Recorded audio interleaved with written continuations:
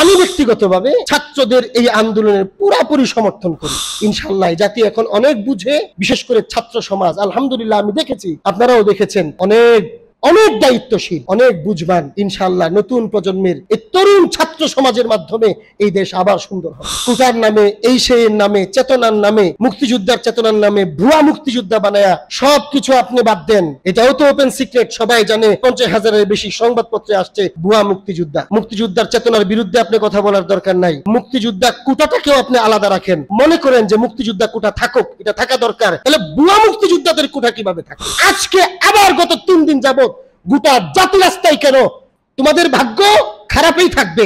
আমরা 47-এ স্বাধীন হয়েছিলাম ইংরেজ জালেমদের থেকে। এরপরে আমরা কি জুলুম মুক্ত হয়েছিলাম? অবশ্যই তোমাদের ধ্বংস করে দেওয়া হবে। ভালো হয়ে যাও। যদি ভালো হয়ে যাও, তওবা করো, জনগণের স্বার্থে কথা বলো, জনগণের কাছে ক্ষমা চাও, জনগণের কাছে ক্ষমা চাও, তাদের স্বার্থে কথা বলো, পিছনের অপরাধগুলো স্বীকার করো, স্বীকার করে রাষ্ট্রকে সুন্দরভাবে সাজানোর ওয়াদা করো এবং জনগণের সামনে, জনগণকে নিয়ে, জনগণের বৈধ প্রতিনিধিকে নিয়ে তোমরা সামনে অগ্রসর হও। এটাই এদের জন্য কোরআনের কথা।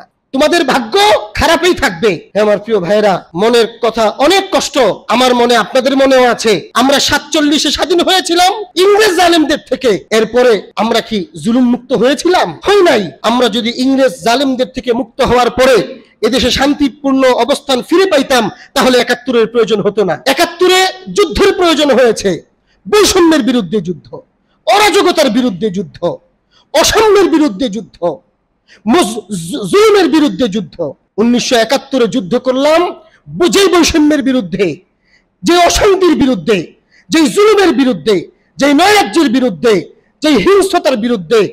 আজকে আবার গত 3 দিন যাবত গোটা জাতি রাস্তায় কেন?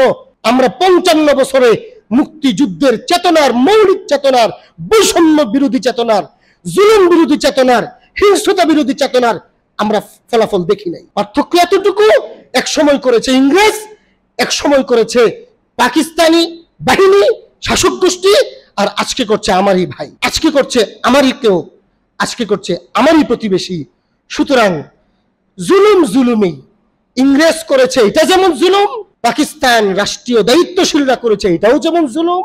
আজকে আমার ভাই, আমার বাবা, আমার প্রতিবেশী, আমার কেউ যদি করে, এটাও জুলুম। সুতরাং জুলুমের ভিত্তিতে কোনো রাষ্ট্র চলতে পারে না। কোথায়? আজকে এদেশের জনগণ 15-16 বছর যাবত তো কিছু বলে না, বসে আছে। এই পর্যন্ত জুলুম তো কম হয় নাই। যত কিছুই আপনি বলেন, আজ থেকে 10-15 বছর আগে আমাদের সেনাবাহিনীর অনেককে হত্যা করা হয়েছিল। এটাও জুলুম ছিল। এখানে কথা থাকতে পারে, এখানে বিচার আচার থাকতে পারে, কিন্তু বিদ্রোহের মাধ্যমে নিয়ম বহির্ভূত, আইন বহির্ভূত সেনাবাহিনীর অফিসারদেরকে মেরে ফেলা জুলুম ছিল। এই জুলুমের বিরুদ্ধে আমরা কথা বলি নাই। 13 সালে এদেশের ইসলামপন্থীদের উপরে শাপলা চত্বরে কি হয়েছে জাতির সামনে সব ফুটেজ আছে। এরপরেও রাষ্ট্রের পক্ষ থেকে এর বিরুদ্ধে কথা বলা হয়েছে। জনগণ জানে যেই লোকের সন্তান মারা গেছে আমার বাড়ির পাশে, ওই লোকের বাবাও এখন চিন্তা করে আসলেও কি আমার সে ছেলে মারা গেছে কিনা। যদি মারা যায় তাহলে সবাই তো বলে যে ওই দিন কেউ মারা যায় নাই। এই জাতি ওই জুলুমের পক্ষেও কথা বলে নাই। ধাপে ধাপে এটা তো এক শ্রেণীকে মারছে, এমনি করছে, এমনি করছে। এখন কি কোটার নামে, এই সেই নামে, চেতনার নামে, মুক্তিযোদ্ধার চেতনার নামে ভুয়া মুক্তিযোদ্ধা বানায়া সবকিছু আপনি বাদ দেন। এটাও তো ওপেন সিক্রেট, সবাই জানে। 50,000-এর বেশি সংবাদপত্রে আসছে ভুয়া মুক্তিযোদ্ধা। মুক্তিযোদ্ধার চেতনার বিরুদ্ধে আপনি কথা বলার দরকার নাই। মুক্তিযোদ্ধা কোটাটাকেও আপনি আলাদা রাখেন। মনে করেন যে মুক্তিযোদ্ধা কোটা থাকুক, এটা থাকা দরকার, তাহলে ভুয়া মুক্তিযোদ্ধাদের কোটা কিভাবে থাকে? কেউ কথা বলে নাই, কিন্তু জুলুম বাড়তে থাকে। সুতরাং এখন জাতি ফুসে উঠছে। আজকে আমার আসতে দেরি হয় কেন? আজকে ভৈরবে, আমাদের ভৈরবের মতো জায়গায় কোনো আন্দোলন হয় না। আপনি দেখেন সাধারণ নাগরিকরা, আমরা অশান্তি চাই না, আমরা হানাহানি চাই না, আমরা মারামারি চাই না। তবে এটাও কথা, এই দেশ হানাহানি, মারামারি, রক্তারক্তি ছাড়া স্বাধীন হয় নাই। সুতরাং আমি ব্যক্তিগতভাবে ছাত্রদের এই আন্দোলনের পুরোপুরি সমর্থন করি এবং এই আন্দোলনের মাধ্যমে আমি চাই রাষ্ট্রের দায়িত্বশীলদের শুভবুদ্ধির উদয় হোক। আমি যেহেতু কোনো রাজনৈতিক দলের সদস্য না, এজন্য এই সরকার আরো যদি থাকুক আমার কোনো আপত্তি নাই। তবে জুলুম ছাড়া থাকতে হবে, বৈষম্য ছাড়া থাকতে হবে, এদেশের সাধারণ নাগরিকদের সমস্ত অধিকার নিশ্চিত করে থাকতে হবে। এবং আজকে অনেকে খুশি হচ্ছে এই সরকার বেকায়দায় পড়লে অন্যরা আসবে, তাদেরকেও আগাম বলি আমরা, ওরাও যদি এদের মতো জুলুম করে, বৈষম্য করে, আমরা ওদের বিপক্ষে কথা বলবো। আমরা সাম্যের পক্ষে, আমরা শান্তির পক্ষে, আমরা স্বাধীনতার পক্ষে, আমরা জুলুম মুক্ত পরিবেশের পক্ষে, আমরা নৈরাজ্যের বিপক্ষে।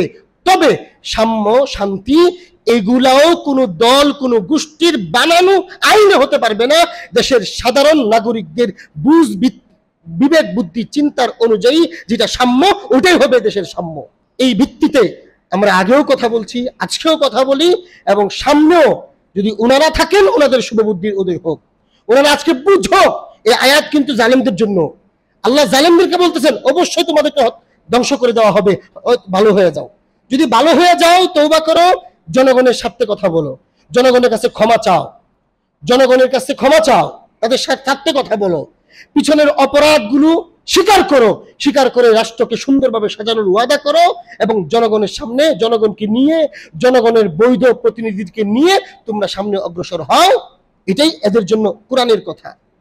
আমরা কোরআনের ছাত্র, কোরআনের ভাষ্যকার, আমাদের কথা এটাই। কে আসবে, কে থাকবে, কে যাবে আমরা জানি না, কিন্তু আন্দোলন হচ্ছে জুলুম এর বিরুদ্ধে। ওনারা জুলুম মুক্ত হয়ে জাতিকে আশ্বস্ত করে ওনারা থাকুক, রাষ্ট্র সুন্দরভাবে চালাক। অথবা সামনে কেউ আসলে ওরাও যেন এটা মনে না করে আমরা এসে এদেরকে হটাইয়া আমরা নতুন করে আরেক চেতনা বানাইয়া এই জাতিকে আবার বৈষম্যের শিকার করব, এটা ওই জাতি আর মানবে না। জাতি বারবার যুদ্ধ করবে না ইনশাল্লাহ। জাতি এখন অনেক বুঝে, বিশেষ করে ছাত্র সমাজ। আলহামদুলিল্লাহ, আমি দেখেছি, আপনারাও দেখেছেন, অনেক অনেক দায়িত্বশীল, অনেক বুঝবান। ইনশাল্লাহ নতুন প্রজন্মের এই তরুণ ছাত্র সমাজের মাধ্যমে এই দেশ আবার সুন্দর হবে। আল্লাহ রাব্বুল আলামিন হানাহানি মুক্ত যারা এই পর্যন্ত, বিশেষ করে মুসলিমরা শহীদ হয়েছেন, জালেমদের জন্য দোয়া করতে আমার মনে চায় না। মুসলিম যারা মারা গেছে, শহীদ হয়েছে, আল্লাহ তাআলা ওনাদের শাহাদতকে কবুল করেন, ওনাদের দুষ্টুটি ক্ষমা করেন, পরিবারকে ধৈর্য ধারণ করার তৌফিক দান করেন, এবং সামনে আর এটা না বাড়ুক, সুন্দর একটা দেশের জন্য, আমাদের সকলের জন্য ভালো শান্তিপূর্ণ একটা অবস্থান তৈরি হোক। আল্লাহ রাব্বুল আলামিনের কাছে আমাদের অন্তরের এই দোয়া। আল্লাহ রাব্বুল আলামিন আমাদেরকে হেফাজত করেন, কবুল করেন, এবং এই সুযোগে বৈদেশিক অন্য কোনো সাম্রাজ্যবাদ যেন সুযোগ না নেয়। আল্লাহ তাআলা সাম্রাজ্যবাদী কোনো শক্তির থাবা থেকে, কূট চাল এবং তাদের কৌশল থেকে আল্লাহ আমাদেরকে হেফাজত করেন। আমিন। ওয়া আখিরু দাওয়ানা আলহামদুলিল্লাহি রাব্বিল আলামিন।